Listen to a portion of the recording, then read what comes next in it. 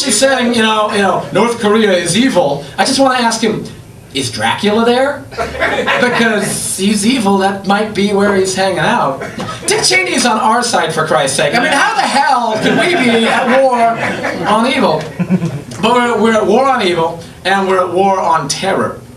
Now, terror, as I understand it, is an emotional state.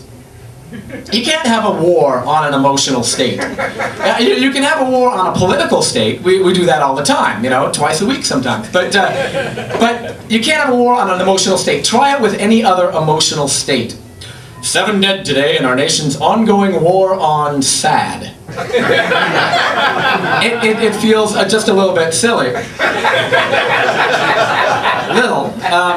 But we're at war on terror, and we're winning. And the reason that we're winning is this form right here. This is the reason. My brother works for the airlines, and he brought me this form. This is an actual form. This is Department of Homeland Security Form I-94W, Non-Immigrant Visa Waiver Arrival Departure Form. This is the form we give to every non-citizen on international flights to determine whether or not they can come into the country, because there is a checklist on the back that helps weed out the evildoers.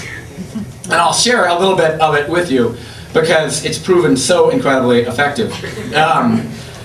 Do any of the following apply to you? Answer yes or no. Question A.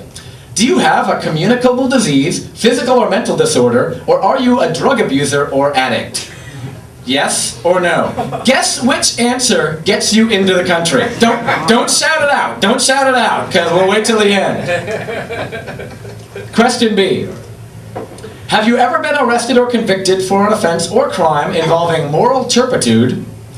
And if English is your second language, turpitude, probably one of the first words that you learn. Moral turpitude, or a violation related to a controlled substance, or been arrested or convicted for 2 or more offenses for which the aggregate sentence to confinement was 5 years or more, or been a controlled substance trafficker. Did I lose anyone yet? Did I lose anyone? Or, are you seeking entry to engage in criminal or immoral activities? Yes or no? Because you tell us, right? You did. Question C. It gets better. I remind you, this is an actual form.